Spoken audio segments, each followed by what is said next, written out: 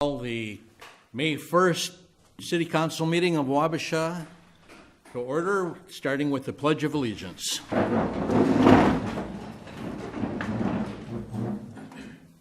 pledge allegiance to the flag of the United States of America and to the republic for which it stands, one nation, under God, indivisible, with liberty and justice for all.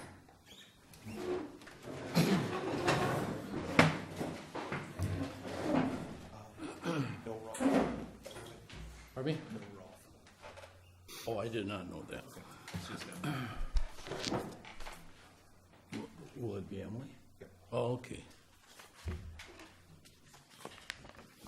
We are ready to introduce our guest speaker for the evening, and I just heard that it'll be Emily Durand. Emily, welcome.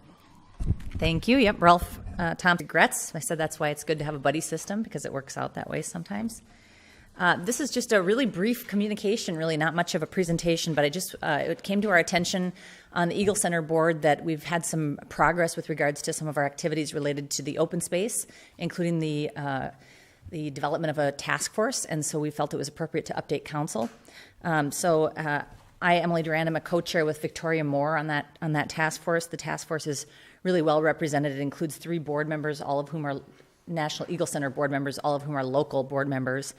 And our first objective was to facilitate the involvement of other stakeholders that we thought would be key to arriving at good use of the open space. And so we have a very committed and engaged group. I won't name names, but it represents local business, community organizations, adjacent residential neighbors. We do have good representation of HPC and WPA representation.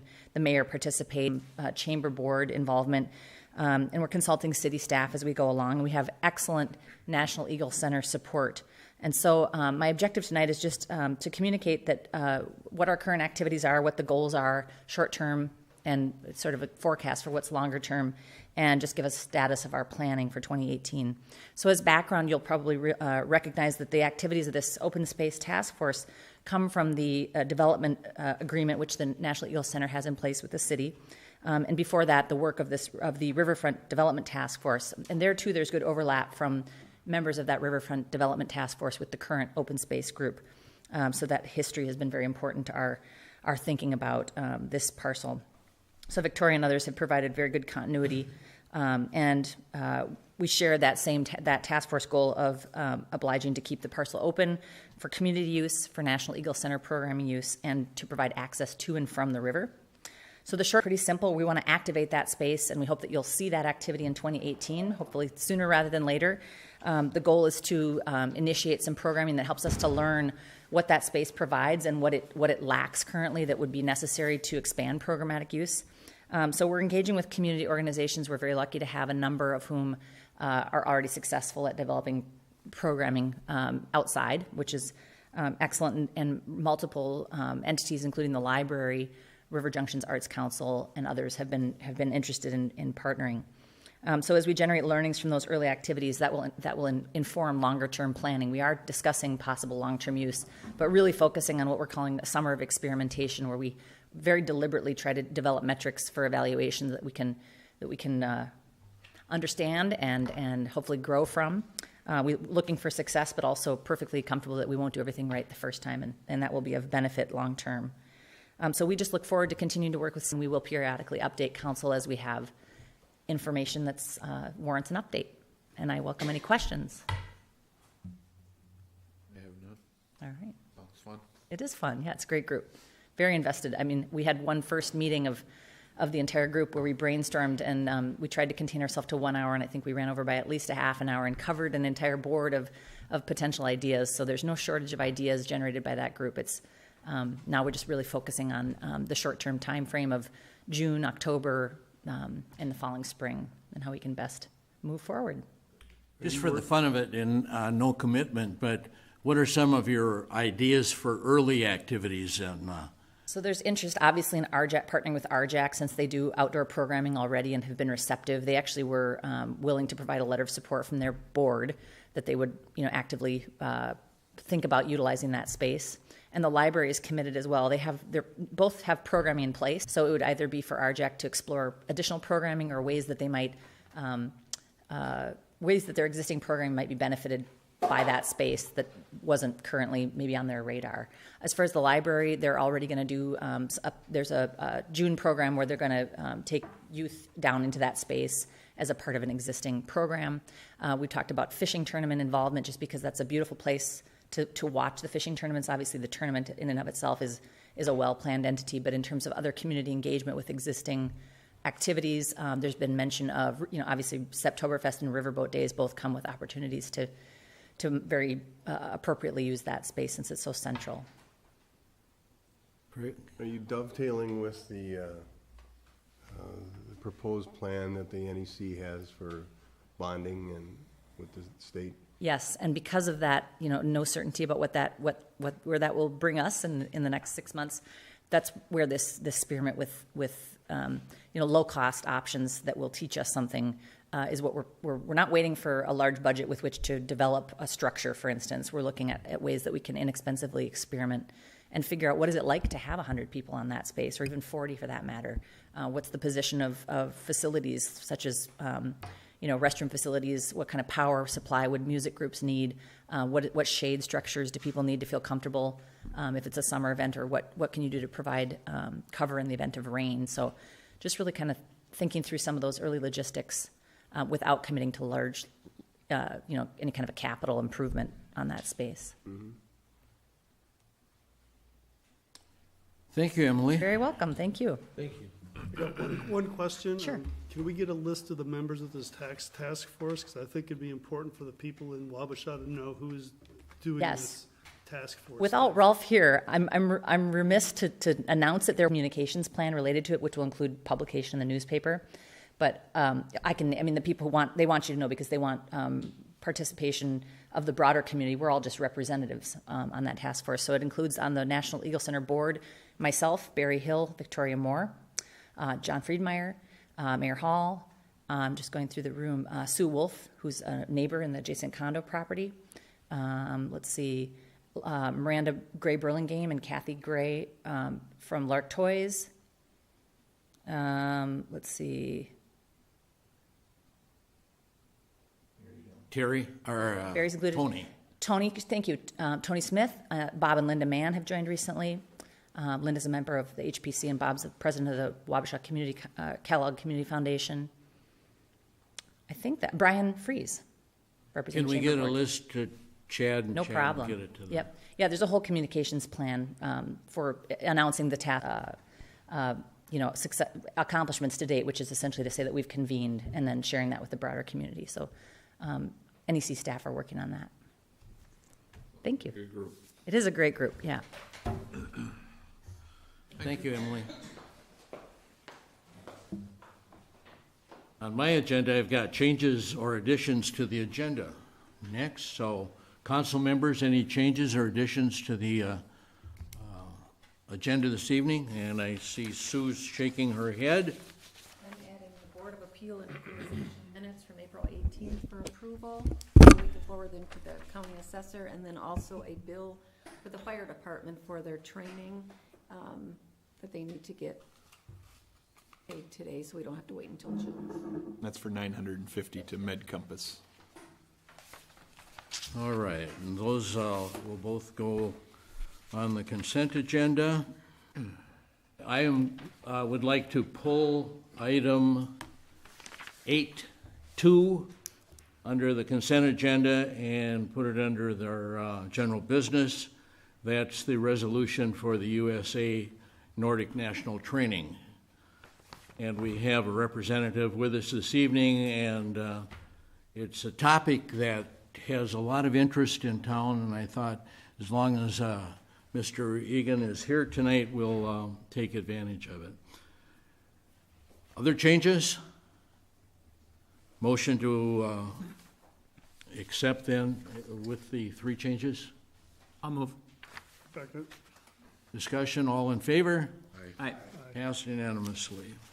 Okay, now, guest speaker. Anyone in the audience who would like to visit with or share some ideas with our council members. Please come up, identify yourself. I am, thanks for having me. I'm Bob Mann, here as the president of the Wabasha-Kellogg Area Community Foundation. Here, just more of a quick update. I just thought the city council should know kind of what we've been up to and what's going on with us. We've had, recently, we just started our pool pass drive for the free pool passes for the city pool for all area kids and transportation, and that's been going well. This month, we have our local giving day, which is where we raise money for about 11 different local service organizations that could use the money. They just would have to cut programs if we don't raise that money for them. So it's been a good program, and last year we were able to raise $22,000 for the local service organizations. We hope to do that again. So everybody that has a mailbox will be receiving a pamphlet that looks like this in the mail, and it just, you can pick out the service organizations you'd like to support and send it in. Just follow the instructions. You can go online or you can send it in either way. But that's been a good program for us. We will be in the parades this summer like we were last year, and this year we're going to have another ice cream social. It's free ice cream for everybody that wants to attend. We hand out some of the checks that we raise from the local service, local giving day. So that will be happening in August sometime, so watch for that. But just thought I'd give you a quick update of what we're up to. So I will field any questions that you may have. None. Okay, great, thank you. Bob, thank you for your continued leadership and efforts with the foundation. Thank you. Great job. Anyone else in the public comments area would like to address our council? Hi, my name is Brenda Pearson, and I just want to give a personal shout out to Chris Medina and his entire staff and all the students and teachers that helped out during the Shrek production. It was an amazing production, and it just goes to show when people come together for a common purpose, things can really be accomplished. And we have a lot of other ways to support local coming up, so I just wanted to give a shout out to our library, 150 years. Hopefully it'll be in the paper. The Isaac Walton League is doing a Pedal to DC book tour to help raise awareness about the boundary waters and the endangerment. And of course, being the vice president of River Junction's Art Council, we had to push our membership drive because of the major snowstorm, so we're looking to reschedule that very soon. And I personally encourage every one of you to become a member, even if it's at the basic level, so that we can continue to do the Music Under the Bridge and hopefully partner with the National Eagle Center using that space and coming up with new programs to showcase our waterfront. So unlike what Mr. Mayor Hall thought I was going to come and beat down on somebody, it's more of showing support that our community is an amazing place and we have a lot to offer. Thank you. Thank you, Brenda. Thank you, Brenda. Anyone else like to address the council this evening? If not, we'll move on to the mayor's presentation, which was just given by Brenda. But first of all, I'd like to say Happy Mother's Day, May 13th. May all of our mothers have a very happy day and a healthy year ahead. The Wabasha Public Library is celebrating its 150th birthday of being established in Wabasha, with special events today, tomorrow, and Thursday. Today's program focused on the year 1868, and it was fun. With a great historic view of that year, tomorrow is a children's author who will be in town, and Thursday is a live blues band. And speaking of music, I'd like to give also a loud shout out to the Wabasha-Kellogg Drama Department. On Saturday night, I was lucky enough to see our students perform Shrek the Musical. The music, the acting, the props, the lighting were all incredible. So thank you, students, thank you, parents, staff, and all who helped make this a tremendous show. A couple of meetings that I attended since our last council session, I met with a small group of citizens and Tony to discuss how to improve Wabasha's Christmas decorations. And Tony may have more on that. And you remember Linda Odden was here at our last council meeting last month to inform us of her ideas and her goals. The Eagle Center Expansion continues to meet, and we just heard about that. Today I met with Mr. Dennis Egan and got an update on the Nordic ski jump facility proposed at Frontenac. There have been different questions and comments on that project. Finally, SEMCAC is an organization in Wabasha that provides senior dining to our citizens. For the past year and a half, Liesl Knox directed the program. Yesterday, I attended a going-away luncheon for Liesl as she's resigning, and a new director has been named, Mrs. Grainer. Is it Beth? Beth Grainer, who will now be in charge. So may everyone enjoy a fun and safe month of May as we all head towards summer, a glorious time of year in our wonderful community. Let's start with committee reports. Brian? Sure. Utilities met today. The agenda was the smallest it's been since I've been there, but there was one interesting thing of note that staff gave us. Just to show a little bit about why we did all the lining downtown for the last couple of years.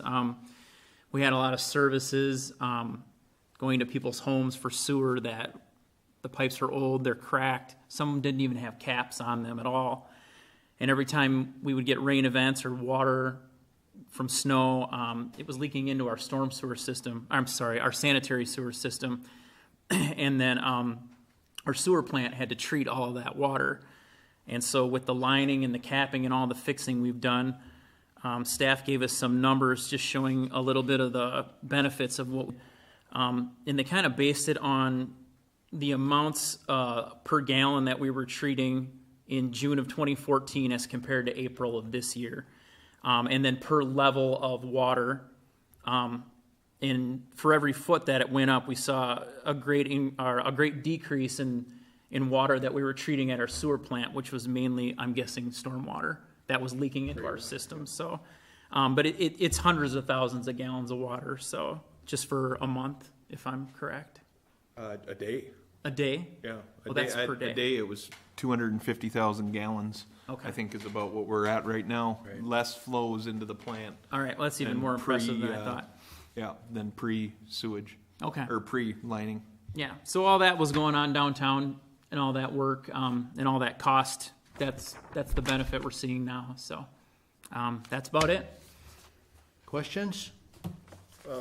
Percentage of reduction, or what were those numbers? Or I guess Why don't you pass that around? Yeah, I have differences here. I can just read it actually.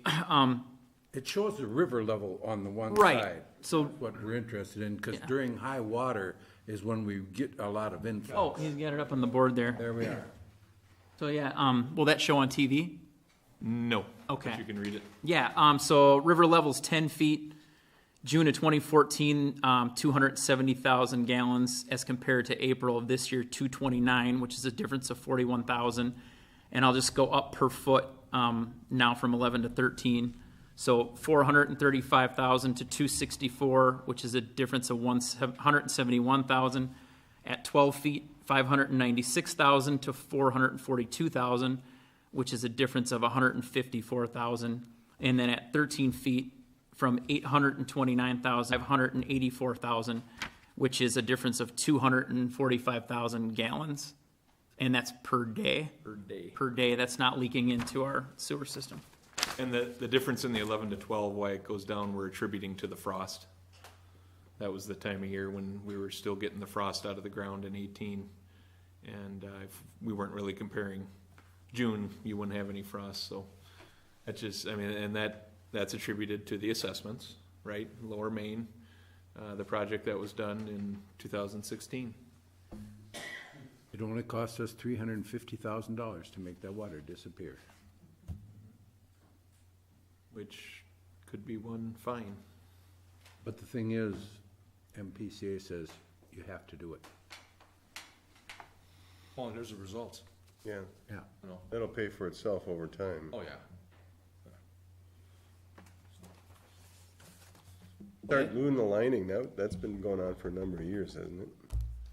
We've been lining sewers for close to 20 years. But most of this is because of East Main Street. And that was, Those are some of the lowest pipes in town. yeah, the lowest and the oldest. Other comments or questions? Craig, Planning Commission? We didn't meet last month, and we're gonna meet next Tuesday at 6 o'clock here, and we'll be talking about zoning, the zoning ordinance, changes to that. All right. John? Port Authority did not meet. We were gonna do a combined meeting with the city council with respect to the Army Corps. Chad, you might have more to comment on when you get I to can that do point. that at mine, yep. So we did not meet. All right. Dean, anything to add tonight? I suppose, I've had, two groups approach me, and, they wanna meet with me within the next week or two about some issues in town, and I'll find out what that's about, and then I'll get, together with Chad and Okay. we met briefly last week, but, I'm just getting back into things, so. Sure. So I'll be meeting with them next week sometime, and we'll go from there. Okay. Good. Steve, anything? Nope. Jeff? Nope. You gave that stellar report last month. I was looking for another one. Okay, good. Very good. Tony?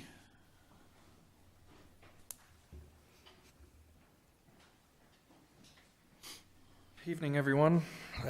Street Commission met today, and we talked about general business was mill and overlay project coming up next year. We have the schedule laid out. We have a few things to tweak on the map. We have 2 or 3 additions to make to the map, and then we're going to get it before the city council next meeting, and we'll start the public hearings and informational meetings and all that process.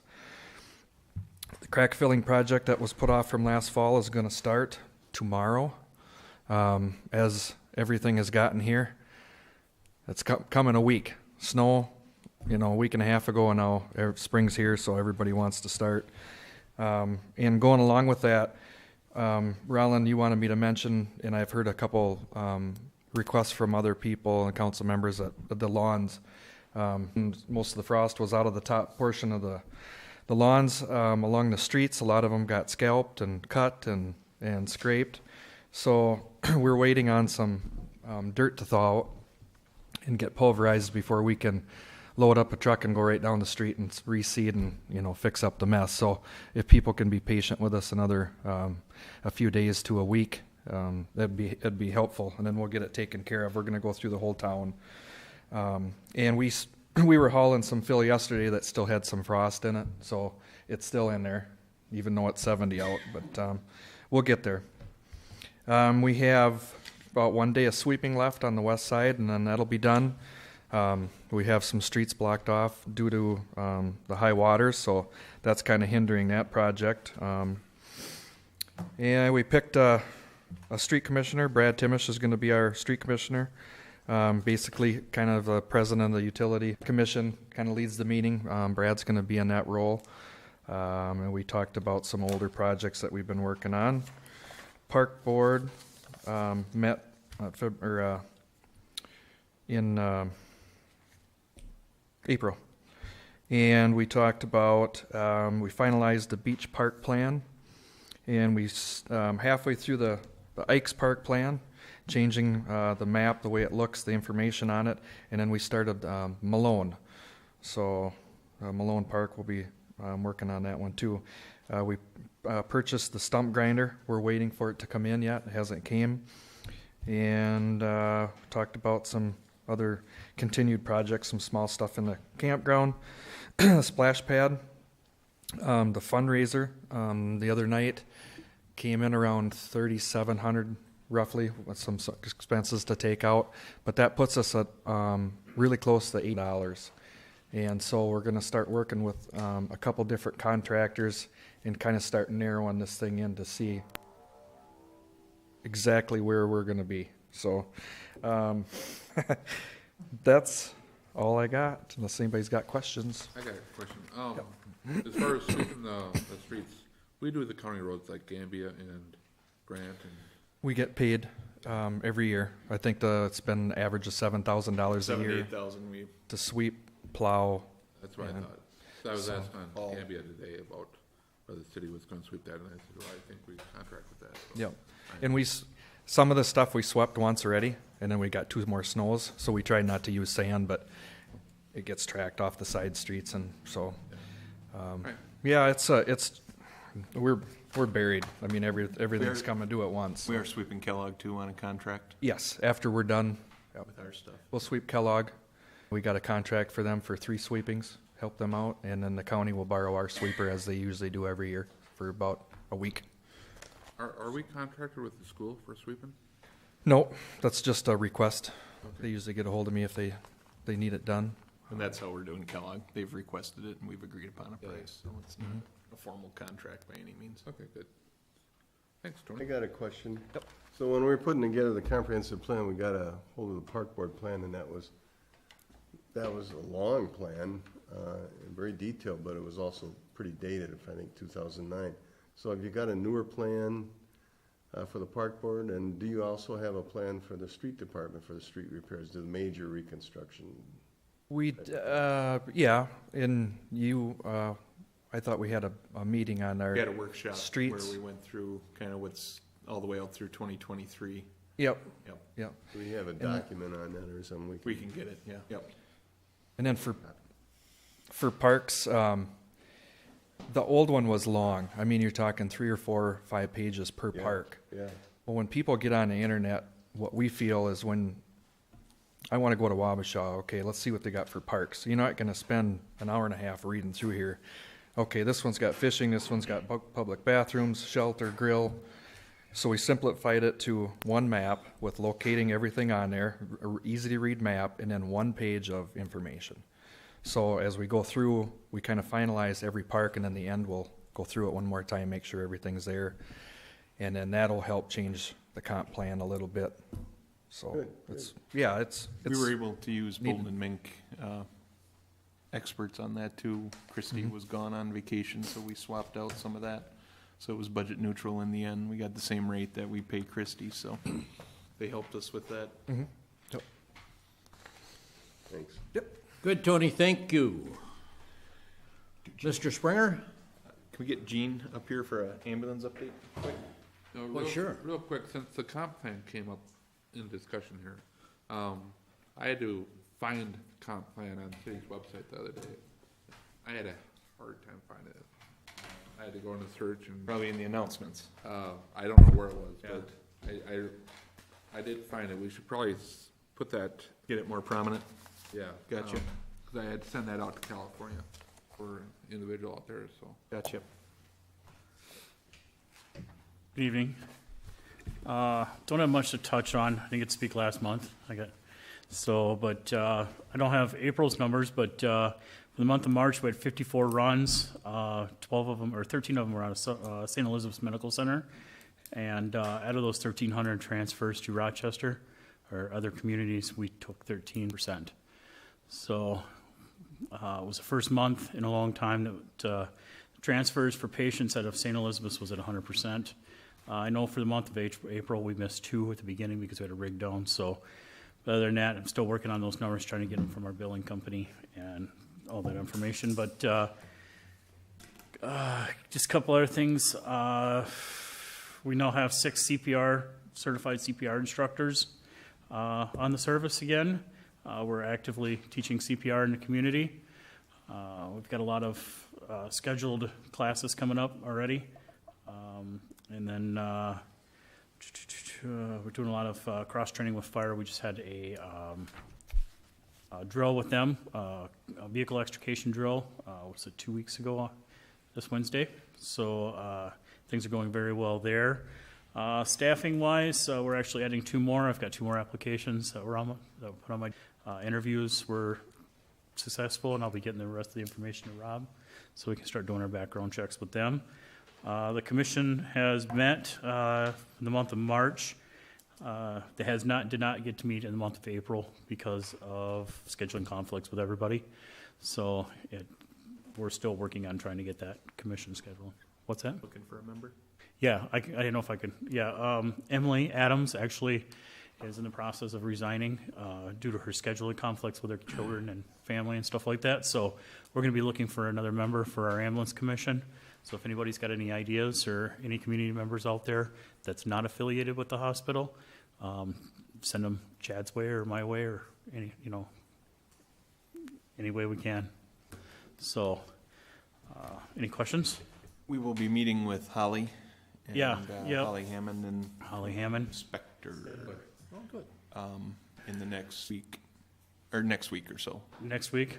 We're working on getting it scheduled right Yeah. now. So So she address any was concerns. she was out due to some family things and for a couple weeks. I think about the same time you were out. So we Holly's actually the southeast head of the ambulance services for Yep. the state. EMSRB.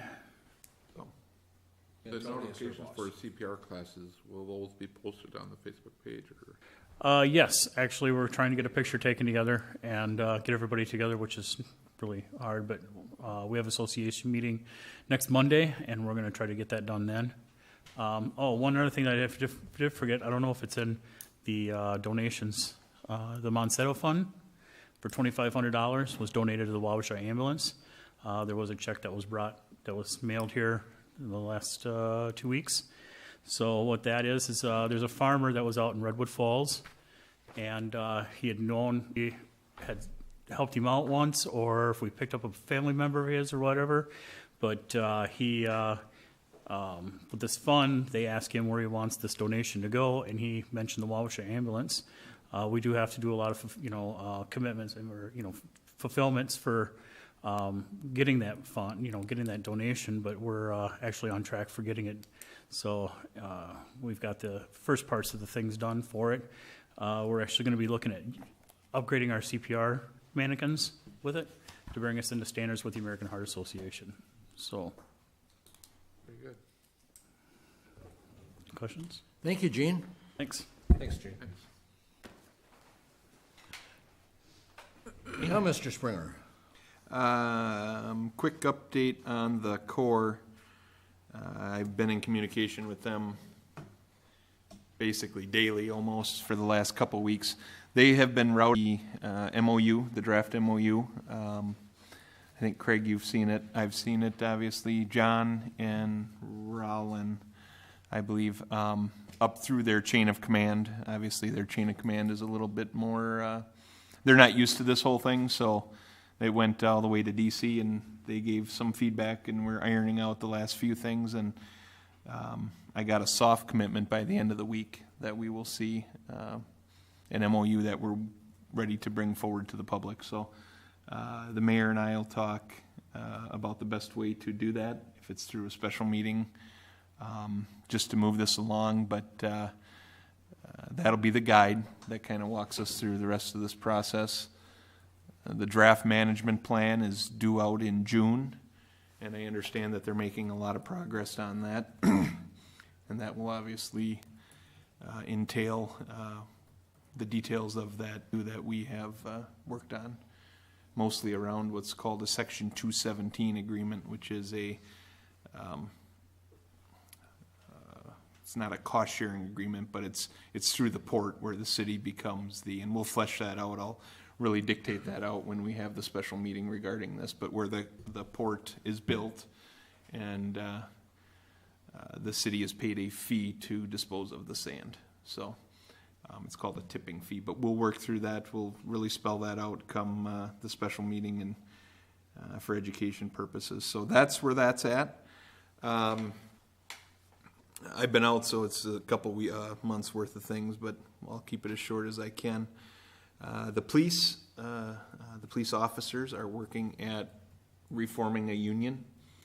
They were under a union that actually lapsed in the first part of January, I believe. And we were having some good talks, and I thought we were going to come to an agreement, but in the end we weren't able to do it. to be part without a union. But they have requested the assistance of a union again, so we've have incurred some additional legal costs to go through that process. It's not a overnight process by any means, but we are working through that. We'll probably have more information by the next meeting when we start more thorough negotiations for that. We'll probably ask for a subgroup like we've had in the past of a few members to do that. If you wonder what's going on out at the sewer pit right now, or at the sewer plant, we are unloading the pits that have are contained, the two middle pits. You'll see trucks coming in and out of there. That is ash that has been moved to the pits, and those haven't been emptied in 14 years. That's quite a significant capacity, and when the wind blows the wrong way, it's awful ripe. So I think we had the wind blowing towards town yesterday, so you might have had a whiff of that. We had it at the baseball fields. Tony talked about the pool. One thing I want to, well, first of all, thank all the staff for when I was out. Things ran quite smooth, I thought, for being gone. I stayed connected a little bit as I could, but things got taken care of. But one thing this last couple weeks has been, public works guys, like Tony said, have went from plowing to patching sod, and we still got to sit down, Tony and I, and go through the budget on the plowing, because we certainly blew that to whack this year already with what we had to deal with. So let's hope that, we don't really want to hope for no snow in November and December, but at least maybe it'll melt when it hits the asphalt right away. So thanks to those guys. They were burning the midnight oil there for a couple weeks with all of those events and getting stuff unloaded, and it was a mess. Also, we have quite a dedicated force of volunteers in both ambulance and fire. And police. They've had some pretty big events here these last couple weeks. More importantly, just since this weekend, there was a pretty good story. I don't think I can share any specifics on the save for the ambulance on Friday night. It was a call that was dropped, and after about an hour, Gene, and reviewing the calls between the fire department, the ambulance, and the police, they were able to locate this subject and get him the help he needed. And I think it was a 20-second call that was recorded, and just by listening to it, they were able to get the information from it. And from that, they were been up at Camp Lucopolis on Sunday morning with the incident with the sailboater, and they'll be there at least through Friday if nothing materializes. So, thanks to all the businesses in town that are letting these employees go. For this week, we got a lot of commitments from. Some of these guys are sole proprietors too, that are giving up their own wage to be up there for $11 an hour. So I just want to pass along my gratitude to those guys. So that's what I got. Questions for Chad? All right, Chad, good to have you back. Let us move on to the consent agenda, which tonight is approving the April 3rd regular council minutes and the Board of Equalization minutes. Resolution reporting will skip until later. Hiawatha Land Transit Pool Service Agreement is in the packet. Temporary on sale for the St. Felix Fall Festival. We're talking Fall Festival already. Gambling permit for St. Felix. Wabasha Chamber of Commerce gambling permit for the Riverboat Days. WK Chamber gambling application for Septoberfest raffle. First reading of the Park Board Ordinance Amendment, moving from 7 to 5 members. And Public Works recognitions and salary requests. And finally, the warrants. And I did pull item number 8, I think. 8.2. Motion to accept the consent agenda? I'll move. Second. Questions? All in favor? Aye. Passed unanimously. No public hearing tonight. We'll move right into general business. And I'll have Chad introduce our guest. My comment on this subject, council members, is as we're listening to the proposal, try and write down some tough questions. I think that this has ramifications that could last longer than just today or tomorrow. So listen closely and let's have a great discussion. Chad? All right, Mayor. I have been working with Mr. Wheeler from SEMCRA. Do you want to come forward? He, as you know, SEMCRA runs Eagle Basin out here just past the criminal justice, or by interstate past the criminal justice center there, and is currently in a TIF with some income eligible guidelines for people that purchase and build. Or one question I have, Joe, quick, is what happens if they resell? Do they still have to hit the income guidelines? No, Okay. It only affects first buyers. Does that fall out then? Yes. Okay. So this is under a TIF, and Mr. Wheeler and SEMCRA, I believe, have had some requests from people that are outside of the income guidelines, and this is his request to the city, if you want to walk through it rather than Did everybody myself. get this handout? They should all have it, and I got it up on the screen here as well. Okay.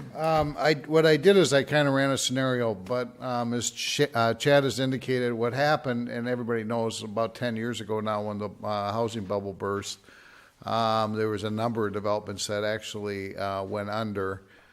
We were able to renegotiate our financing with Alliance Bank, did some forgiveness of the loan, and we got an attractive interest rate, and we actually carried the financing out for about 30 years. So it kept it from basically going belly up.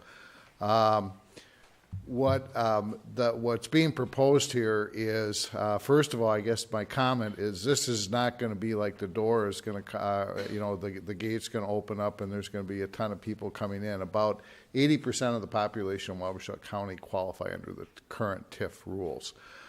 So these would be families that would be just over, and you did not get that information, but the current TIF guidelines for single family is $84,200 for 1 and 2 people, and then 3+ people is $96,830. So those are the guidelines. It represents about 115% of state median income or local median income. So those guidelines get adjusted on an annual basis. So what we're proposing is, and I'll let you guys know this. My board, we only had one actually. So we had a party that bought a lot that was over the guidelines. I brought it back to our board. Our board made a decision to go ahead and allow a market rate family to come in. And in fact, they allowed me to go up to 2 if that was to occur again. We haven't had a lot of activity, so this one is on the outside, which we kind of liked to get a new home built on the outside of the property. What happens when if we get a family that's over the guidelines, we have to decertify the lot. What I mean by decertifying the lot, we do not capture the tax increment financing or the taxes off of that property once it's been decertified. So this example I showed you is typically what the city would normally get, and so I just took one example. So if you were a new house built and when the taxes became due and payable, the city would get about 49.6% of that. The county receives about 38.3%. The school gets 11.6%, and the HRA is less than about 0.5%. So that represents that $2,076. What we're proposing, if we allow a market family to come in and have to decertify it, we're asking the city to split the difference with us. And so in this example, the city would get 24.8%, the county would still get its 38.3%, the school would get the 11.6%, and the HRA would end up with 25.3%, of which we will apply that to the principal of the loan we have with Alliance Bank on the debt. We don't, Chad and I talked a little bit about it. We haven't really talked about the ins and outs of how that would occur. To me, probably the simplest and easiest would be if we're in agreement that once the property does get on the property rolls and the taxes are collected, the HRA would levy that amount of money for that particular property and maybe just come to the council. We'd have an agreement till the end of the TIF, but we'd come annually in front of the council as those tax bills. And so we would be a year behind, basically. We'd always be a year behind if we did it through levy. And I don't know if Chad's got a better way of doing it, but it gets a little bit more complicated, I think, if we did it any other way. The question was asked, and I'll get this out on the table, what's the county willing to put on the table? We're already levying $50,000 per year to cash flow that development. So finance includes this $50,000 that we levy for Eagles Basin. So the county really was not interested in putting more on the table. They said, well, we're already contributing $50,000.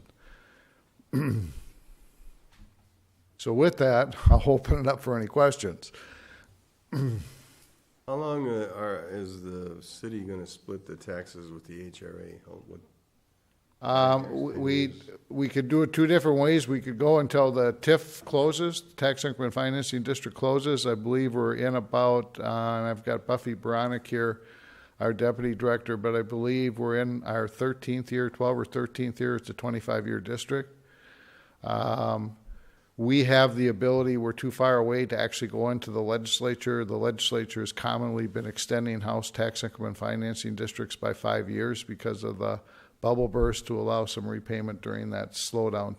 But that has to be a special request that's done by us to the state legislature. They're anticipating about 12 years. 16 years left on the TIF. Is there? Okay, 16. Okay. Yeah, that's right. I did look at that.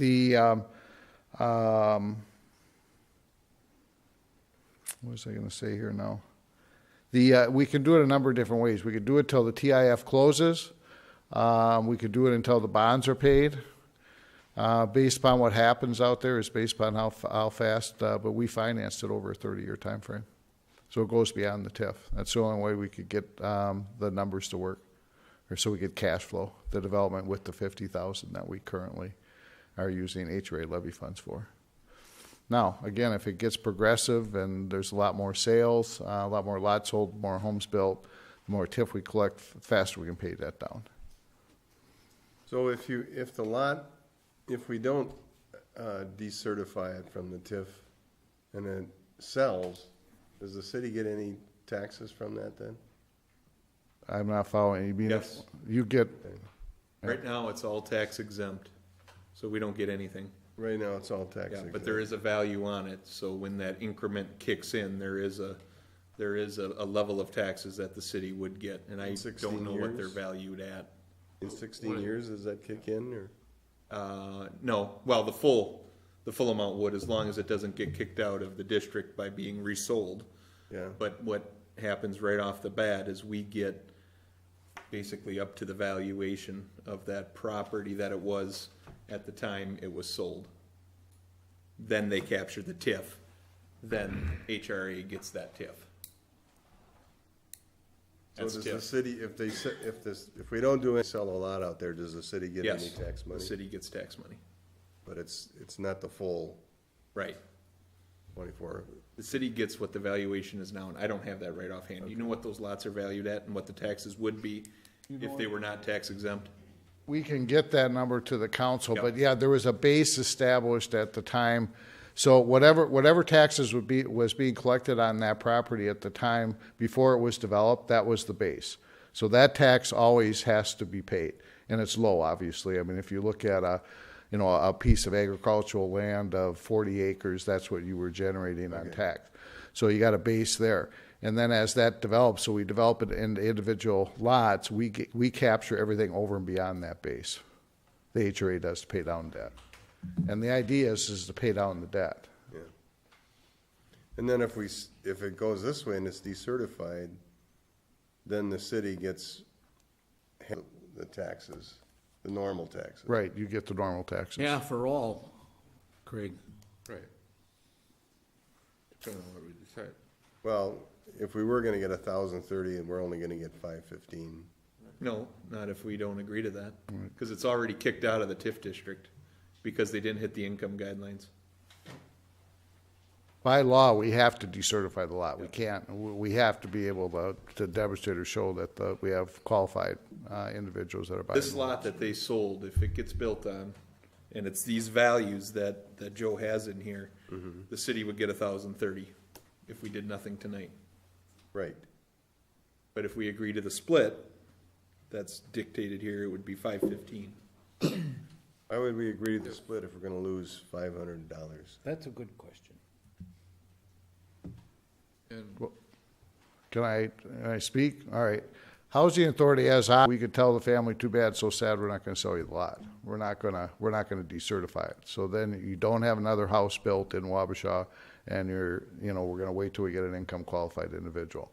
Right now, the city is not getting the 515 even on I would suspect, and I'll have to go back and look at, it's probably right around $100 to $100 maybe, or something in that area is what you're getting now. Okay. On that lot. given that this is a non-qualified individual that purchased this, I'm assuming the house that they're building is more than 152,000. Yes, probably. So what's the number that the house is worth? Well, those are things where we wait until it comes back on, that's why we're talking about waiting until it actually gets built and is on the tax rolls, we know what the taxes are. But you want us to make the decision tonight with this number 152? No. With the percentages is what he's talking about. Right. So it'd be the bottom, Oh, the bottom. 4% and, Yeah. This is just an example. This is an Right. example of how it All would right. work. Okay. How many inquiries have you had with respect to out of the TIF requirements? We've had, actually on the actual acquisition of the house, we had a family that we actually turned down to buy the house because they weren't income qualified. That's the house that we built. So I'm gonna say 3 is what we had. So this isn't like the gate opens up, you're gonna have a flood of individuals, but it does open it up to anybody that wants to build in Wabasha. Right now, Eagles is probably one of the only shows in town right now that have buildable lots. There are some out on the prairie. There's a few here up on top of the hill, but those require either a septic and a drain and a well, or just a well or a septic system, so they're a little bit spendier. So we're extremely affordable. We have lots out there for $15,000 with all assessments paid. The real issue that we're running into is the families are struggling being able to come up with funds to buy. I mean, a starter home now for us, and we're not in it to make money, we're at $190,000. So, and if you start heading to Rochester and those areas, you're looking well over $250,000 for a starter home. And then I just heard today, lumber went up 15%. So anybody that's building this year, materials are up 15%. So that's on top of, what's been happening in the housing market. So a lot of people are getting priced out. Are we trying to get more creative? Yes, we're thinking about different things, smaller, that type of thing, so we can get the affordability back. But a bigger issue in Wabasha than it has been in some of the other communities that we're in. They're a little closer to Rochester that can't afford to buy in Rochester and buy in communities like Elgin or St. Charles, Zumbrota, and so on. Was the one you turned down a new family looking to move to town, or was it a relocation? It was a new family. That was actually, it wasn't a family; it was a retired couple.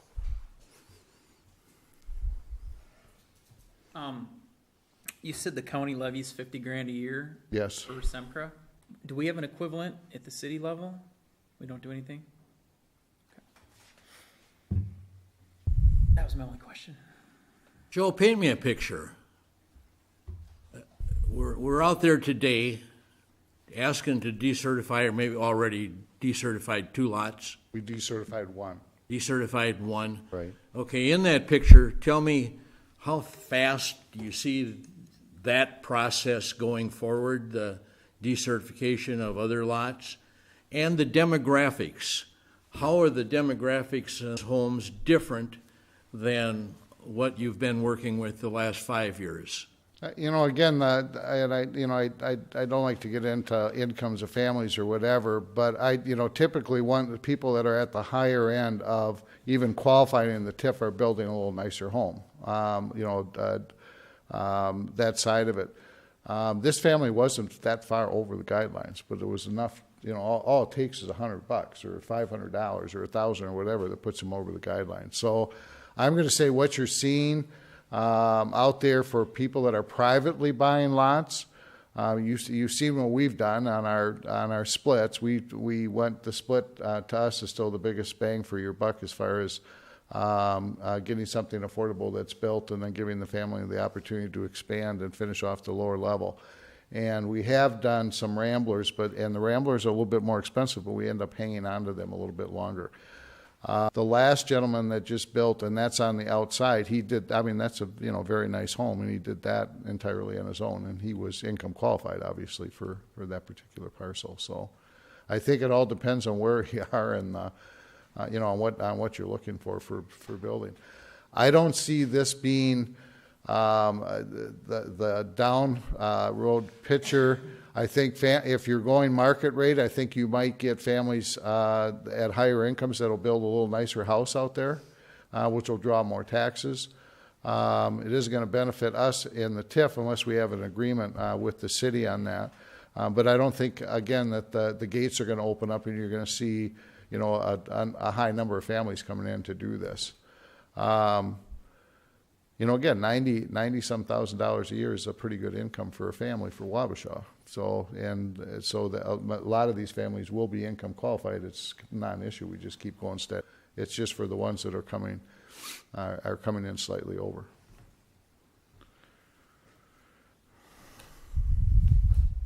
John, what are you thinking?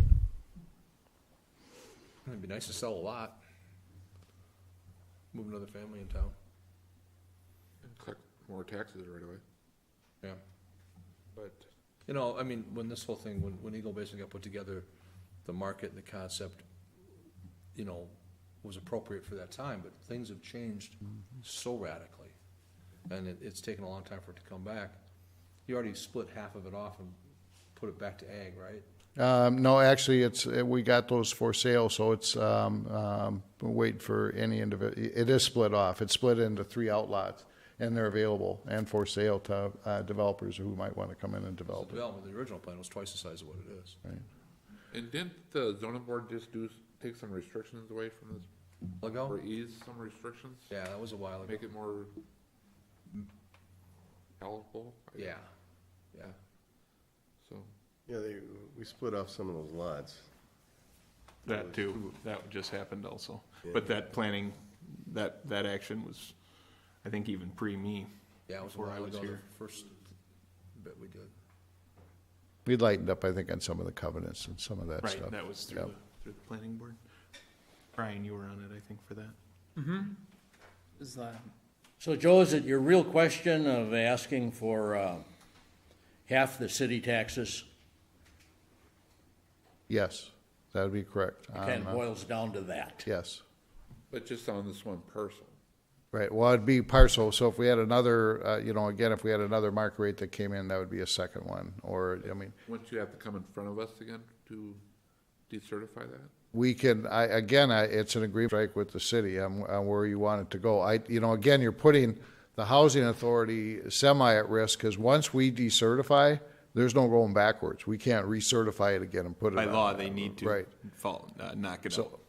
But we could set a number. We could set it at 5. Okay, let's set it at 5. My board, and once we get to 5, then I can come back in front of the council for any more. I'm just sensing that there's some concern over here, and then there might be a different concern here, and I'm not quite catching what that concern is.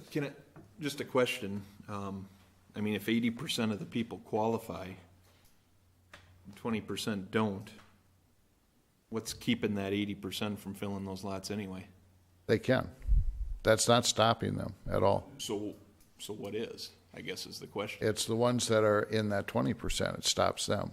It stops them, right? But that's a small volume. But if there's the demographic or the 80% is such a much larger volume, like you say in Wabasha, what's stopping them from going out there? My belief is the price of the house. The lot's extremely affordable. They're not going to get, make right. sense altogether, right? Well, that's the whole concept of doing TIF in the first place, is getting the lots affordable. So, You're saying- blue collar or common person can come in, buy the lot, hire a contractor, build a home. That's changed. I mean, the price of housing has escalated, and it's being looked at. The governor's got a housing task force going right now, and we're trying to come up with some ways to try to lower the cost somehow, or try to get it more affordable to the common.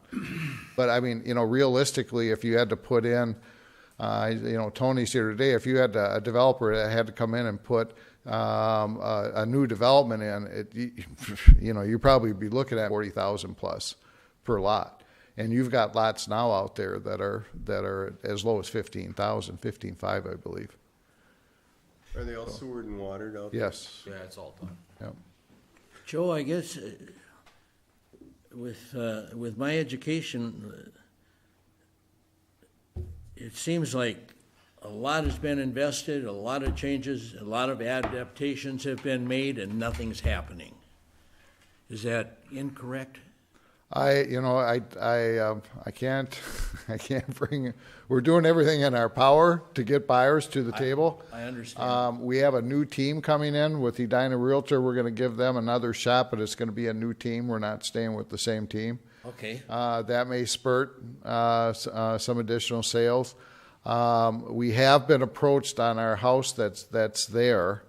But we haven't sold it yet. But we still have interest in the current. But again, I can give you another example of individual that came in, had an interest, really liked the house, was going to give us asking price, but the credit rating wasn't up high enough, and income probably was in that was below 50,000. So again, it's a tight. That's very tight for a person buying a $190,000 home on a $45,000-$50,000 income. So Well, I'm sure there's been no one more frustrated than yourself. yes, And there's no one other around this table who really wouldn't like to see that grow and flourish for our school system, for our business in town, and so on.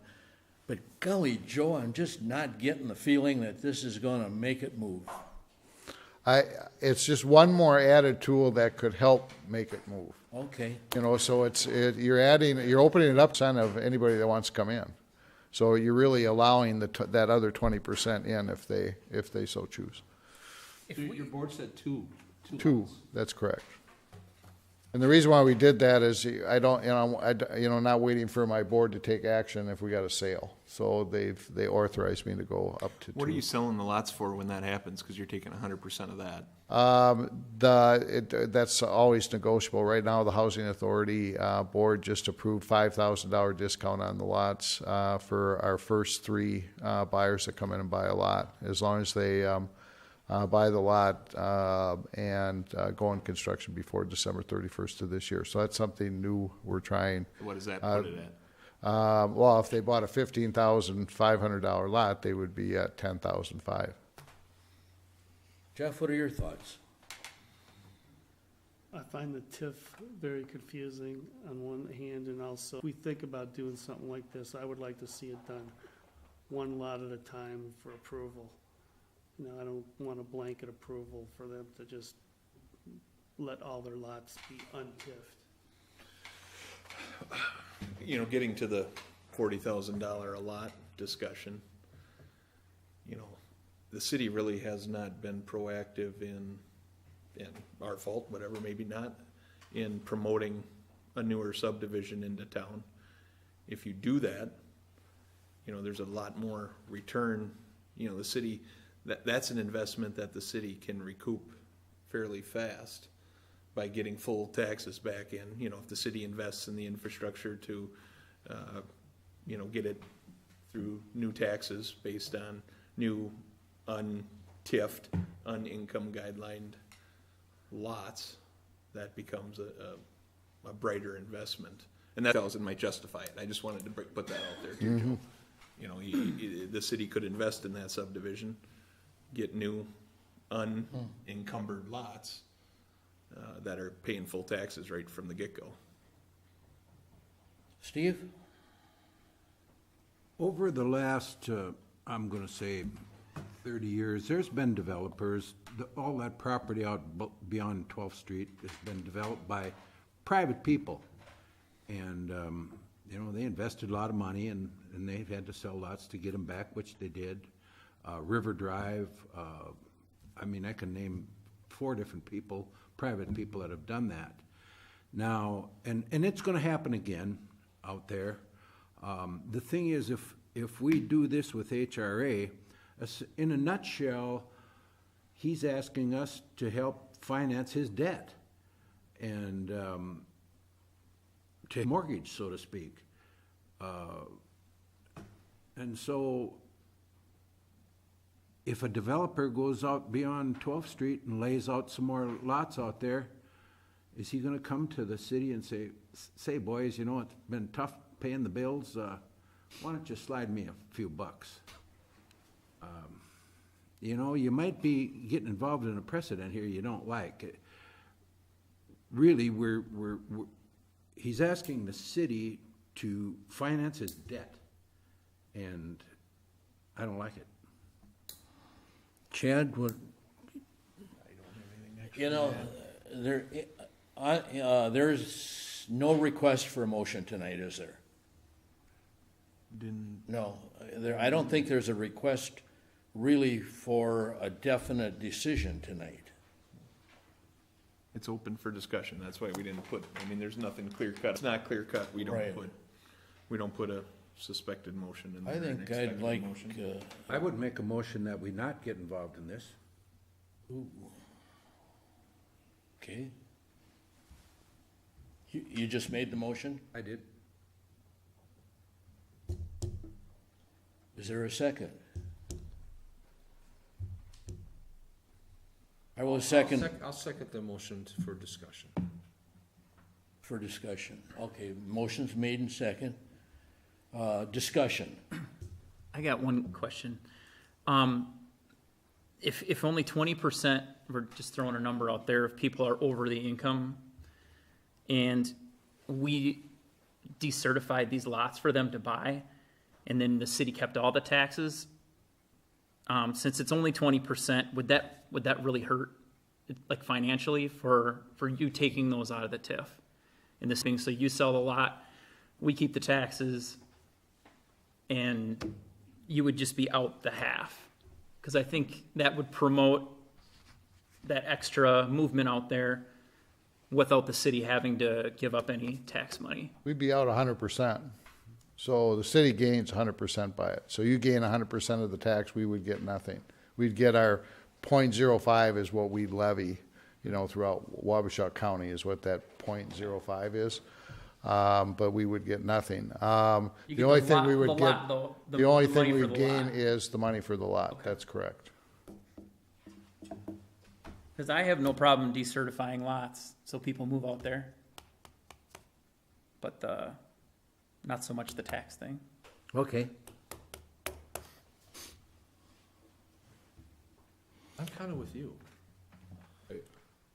on that. I'm kind of with Brian because this whole thing frustrates me. We just have I know of a young couple with a child that was looking for a home in Wabasha. They couldn't even qualify for out there, so they're relocating up in Lake City, and it irritates me to see families moving out of the city. Make too much money? Yeah. Now, correct me if I'm wrong, Chad, but HRA doesn't need to come to us to decertify a lot.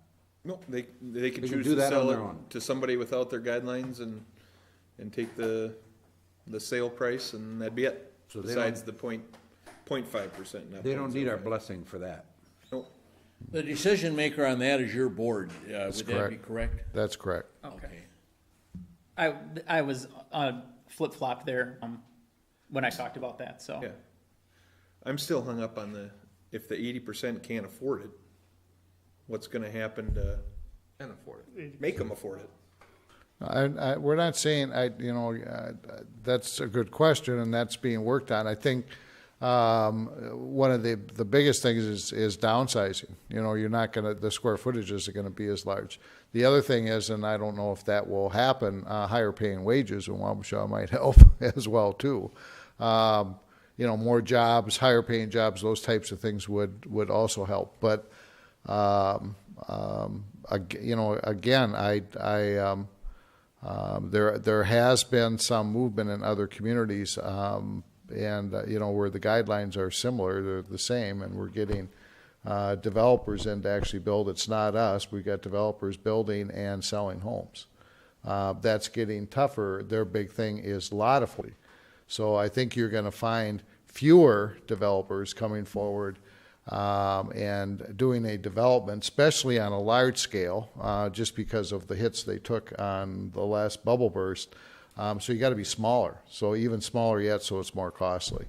I would never recommend a city to actually do a development because of the risk that's involved if you're totally financing the development. If it doesn't move, then you're stuck paying that bill. So I would say most developers coming forward today are going to be asking for something. So TIF would be one of the primary ones, be similar to what we did. Keep in mind when all this came about back and this project was developed, things were booming. Builders were not building starter homes. They were building the big homes where they were making money. The reason why the Housing Authority and the city got involved with it was because it wasn't being done. So we came in and the city came in and developed Eagles Basin to keep the lots affordable. So the families could hire that contractor would come out and build it, but he wouldn't invest his money into doing affordable. And that's, it was proven. Elgin is a good example of something that totally developed out in about 5 or 6 years. And it was that was a little bit earlier than Wabasha, so it was before the bubble burst. But just by having the lots affordable, a lot of families were able to get the financing needed to hire the contractor and build the home. And Elgin's gain on that when we closed the district was about $133,000 gain in taxes. Once the we'll district come back closed. now to the motion of Steve's motion was to not get involved. Seconded. So let's just keep the conversation on, do we get involved or not? Is there any more discussion in that area? I guess I'm wondering, what does the city gain by splitting with the HRA? This bond that you have, is that a debt that you owe to the city, or who do you owe the bond to? To the bank. The bank. So what do we gain by splitting it with you? You're gaining $500. You're gaining $500. In this example, you'd be gaining $500 or $400 or $500. You're getting much less than that now, and you're leaving it completely up to the Housing Authority to make the decision of whether we're going to accept a market rate or not, and we're going to take the hit, and the city gets the gain. The county is kind of non-issue because our argument back to the county would be is that's less. That really comes off the $50,000. They're committed. When I structured this deal, or when the Housing Authority structured this deal, we had the county agreeable to, we could levy up to $50,000 if we had shortfalls per year until the bonds were paid. If you had shortfalls? If we had shortfalls. So that's why the $50,000 is there. So in essence, the county became a guarantor. Yes. Not truly. Like a GO. Yeah. Yep. Up to a maximum of 50,000. So That's they've been correct. Maxed for several years now. Right. So if we Make do that nothing payment. and you decertify and you sell a lot, then we get our full share of the tax. That's correct. And this one's sold already, so this one's Right. already full share unless we revert that. I don't know what the advantage is. Okay, the motion is to not get involved. So a yes vote would mean we do not get involved. No vote means, well, we're voting against the motion is all. So, Sue, let's start the roll. Friedmeier, Yes. Schmidt, Yes. Moyer, Sure, yes. Woodley, Yes. Holcomb, Yes. Sulla, Yes. Mayor Hall. Yes. So at this point, we're not getting involved, Joe. Okay. Thank But you. like, 1 up, 2 up, 3 up, 4 up, 5 up, it didn't really work until they got to 7 up, so don't quit trying. I never will. So the families I know that are there like their being there and like the neighborhood and all those things. So all we can do is just keep trying, right? That's right. All right, thank you. Thank you. Thank you, Joe. We have HPC update. The first is, As a part of Main Street. yeah, as a part of Main Street, I'll just note what we have in the council here. And thank you to Miss Mary Fleechek, and I know Craig's been a part of this. Emily, you've been a part of, not the Main Street piece? Okay, Wendy, I know in our office, and several others, I just haven't with being out. But we were approved as a Main Street affiliate, as a small cities affiliate, which opens us up to a lot of those grants and other awards that are available. This is where that $4,000 went at the beginning, or that we talked about during the budget, for this application process, and we were successful in that. So the Main Street group is starting their own standalone, I think, Brenda, you were a part of that as well, right? Yes. Starting their own C3 that will facilitate this process, where they will be the ones signing the memorandum of understanding. But what we're looking to do here is just to get a motion on acceptance of or a motion recognizing the acceptance letter that names the Wabasha Main Street program as a small cities affiliate. So then that shows the city's support in the program to the Main Street program by recognizing that successful application. And then I think in addition, Emily, Mrs. Durand will give us a HPC update with what's been going on down on Main Street. So if I could add to the Main Street thing. Yes, Craig, please. So the Main Street America is a national program, and so Wabasha has been a general member for the last 7 years at $250 a year. But in order for us to be eligible to get any of these programs where free training is involved, and the other things we need to pay the dues, and that was where the $28.50 came in. And the whole gist of the Main Street America is to revitalize the downtown area, and that's what it'll be centered on. And what it's going to center on is our exact downtown, what's called the Heritage Preservation. No, what is it? The HPC zone. TDC. Traditional Downtown Commercial. Yep. So that's the area that is the Wabasha zone right now. So what we're trying to do is just be able to revitalize that. We drew up articles of incorporation. Bylaws are being drafted, and a budget is being set up, and will be incorporated as a 501c3 in the next few months. And you have received outside donation, right? I'm told that they're lined up right now. We have Okay. pledges. So that's the whole idea, is that to get the training, to be able to do some planning for development of the downtown area to revitalize it. Keep us informed. Need a motion recognizing the acceptance letter that names the Wabasha Main Street program as a small cities affiliate. I'll make that motion. Second. Discussion, all in favor? Aye. Aye. Opposed, same sign, passed unanimously. Ms. Durand, if you would give us a HPC update? So thank you for that vote of confidence. The HPC is very supportive of this effort. We have not found ourselves to be a good entity with which to own, quote unquote, own Main Street. We have a regulatory agenda that pretty much takes up all of our time and attention. We have very dedicated staff, but going beyond that right now to be appropriate to our capacity. It's also hard to be a regulator, and also be an enthusiastic supporter of business growth and community development.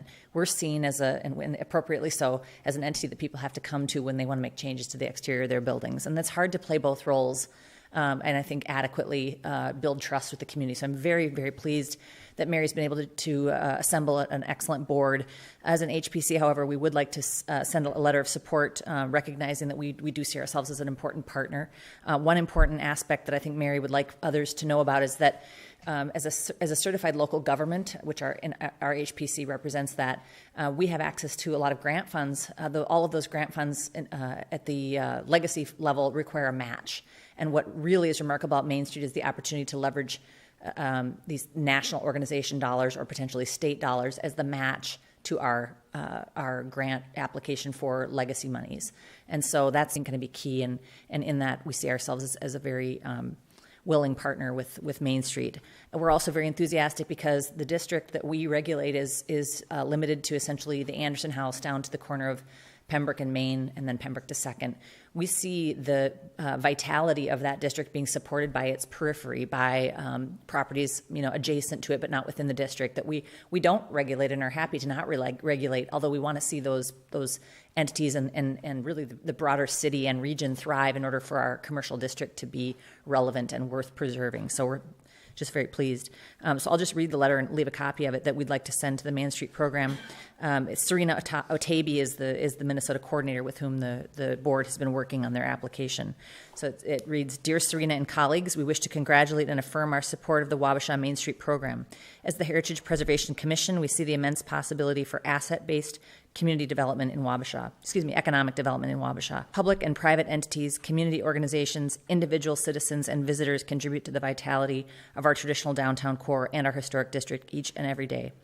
With access to Main Street program-based resources of the state program and neighboring community programs, including Red Wing and Winona, Wabasha's new Small Cities program is well poised to put Main Street program training, information, networking, technical assistance, and planning tools to work for the benefit of our entire community and the broader region.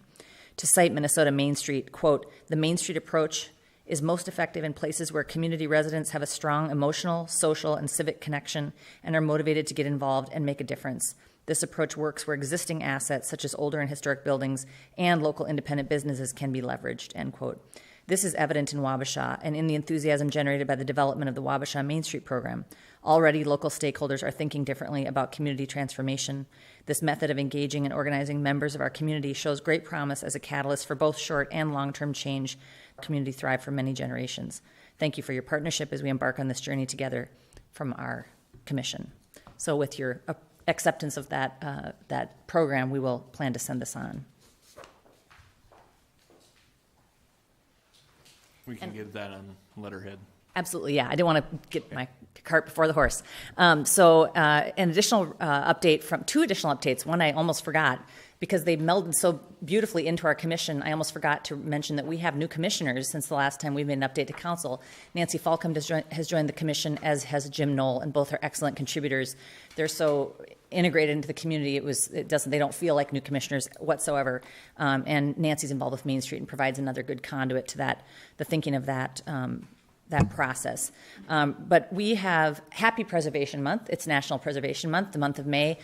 We have honestly struggled in the past to try to do activities where we do not feel that we are really recognizing one effort over another. And in so doing, we'd like to recognize multiple efforts that have been very evident in the last year in Wabasha.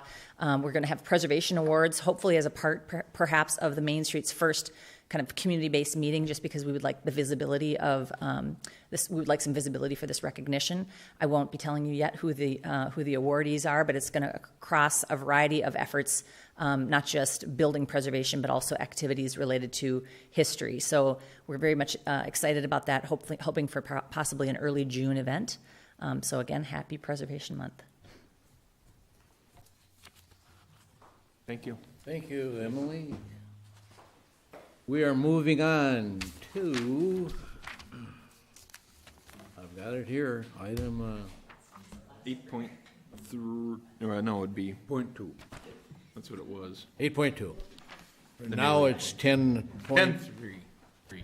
And I'd like to invite Dennis Egan to the podium to probably tell us why or why not we should support the development of the USA Nordic National Training Center in southeastern Minnesota.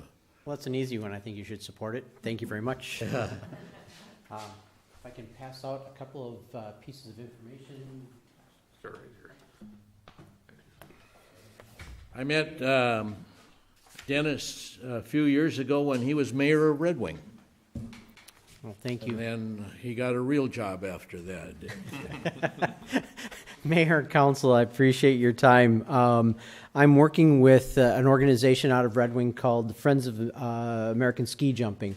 It is being headed by a gentleman by the name of Brian Sanders, who is out of Stillwater, who is a U.S. Olympian and jumped for the U.S. World. And also his coach, Scott Smith, who is actually out of Illinois.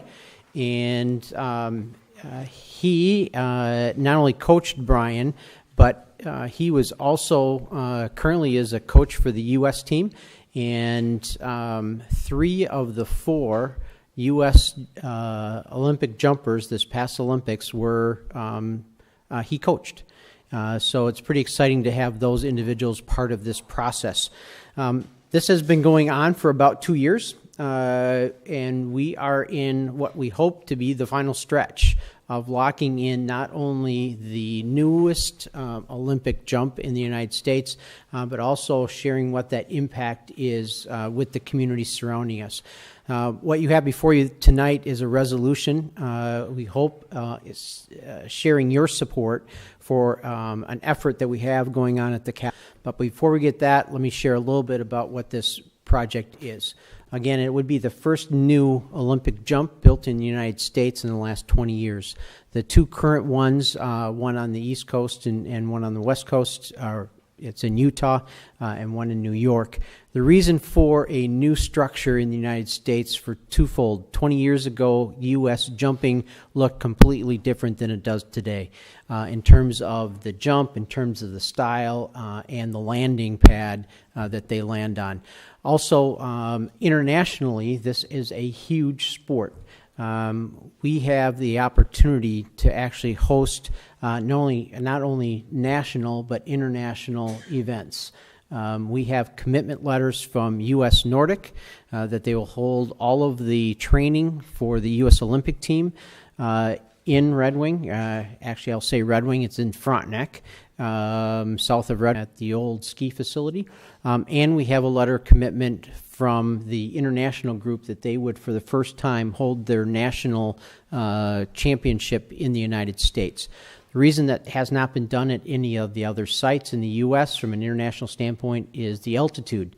The altitude in Park City is too high, and it's not part of the specs for international jumping in Europe.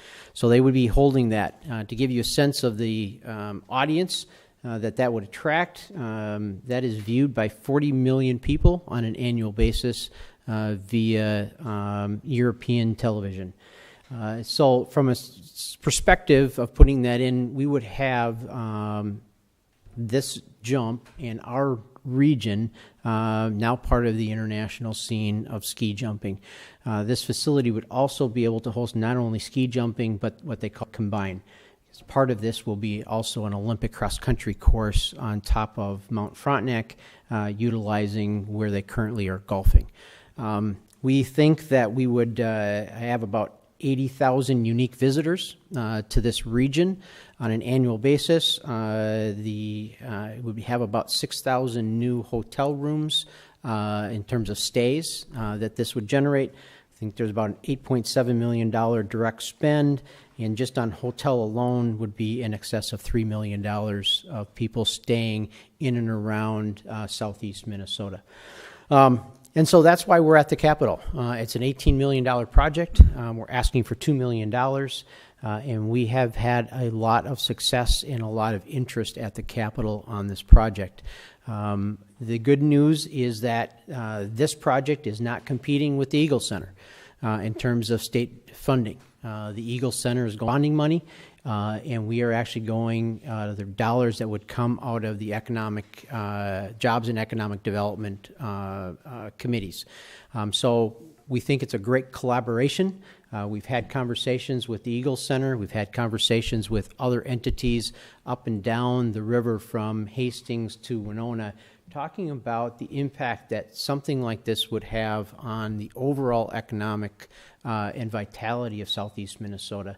On our Senate bill, we have key senators that are supporting this. It's being carried by Senator Goggin out of the Red Wing area. It also, one of the authors is Senator Miller out of Winona and Senator Sinjum out of Rochester. The other one that's on it of note is Senator Housley out of Stillwater. And then we have another member of the Senate out of the Twin Cities that is supporting this from a Senate perspective. We have our language in the jobs in the House securely placed in that bill this year, and we're working on getting it in the Senate language as well. And again, the committee chair for the Senate is Senator Miller, who is part of this bill, but yet we're still working to ensure over the next 3 weeks that our language that is in the House bill mirrors that, which we hope will be in the Senate bill. Some of the information I sent around with you is actually what does this project look like. It's and so there's some photos and a little bit of history about ski jumping in the United States and in Red Wing.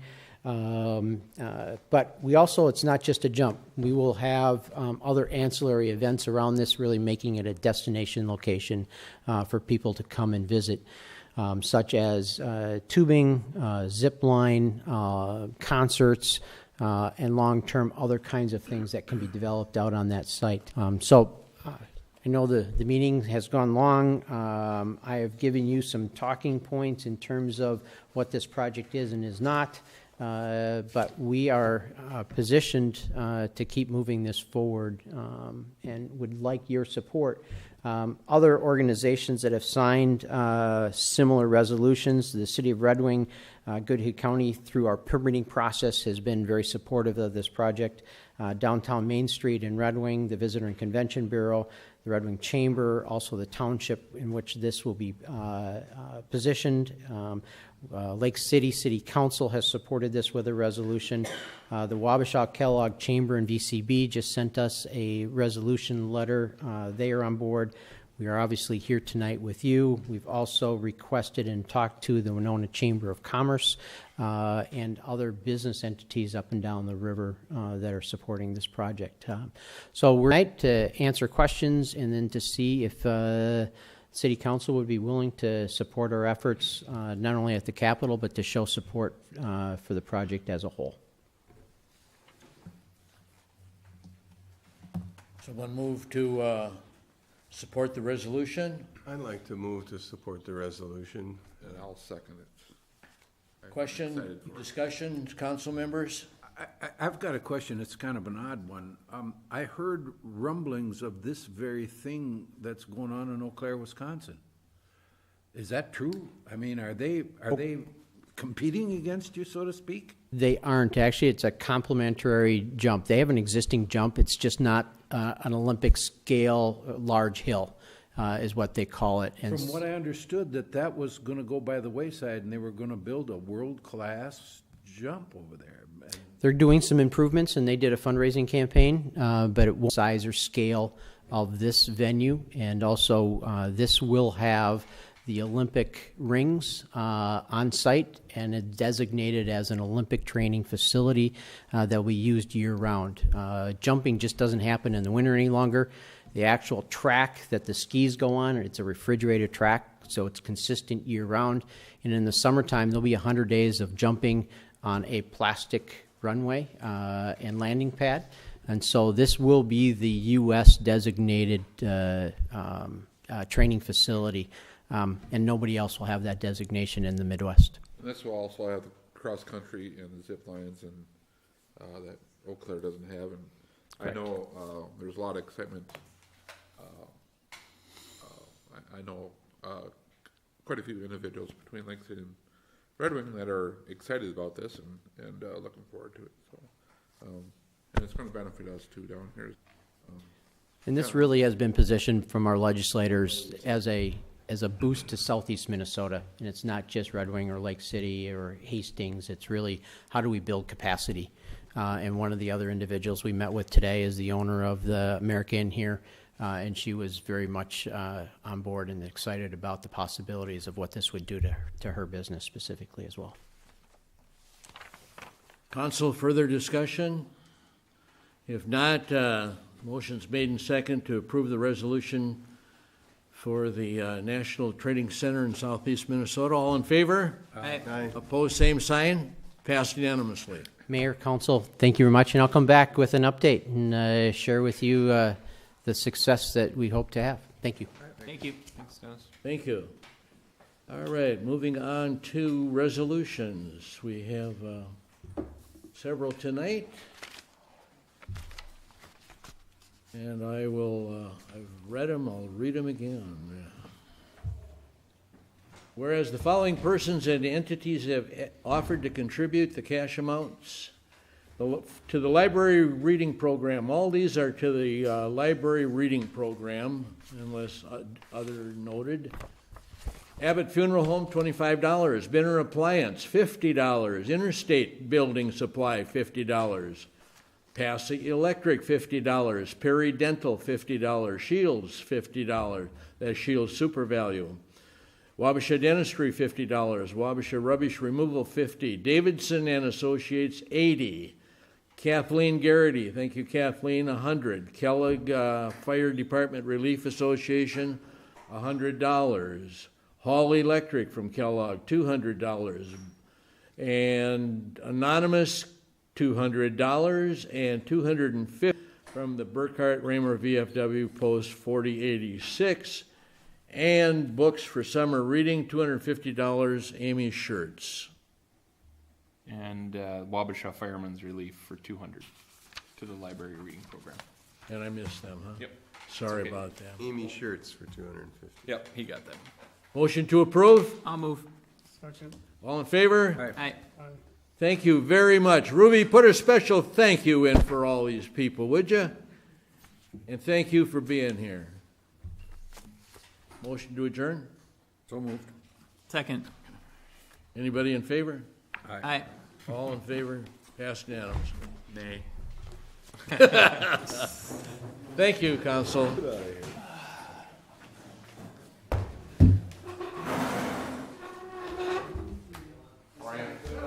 That'd be something we can do on Wednesdays. Yeah. Take it a race. Jumping, right? Yep, jump.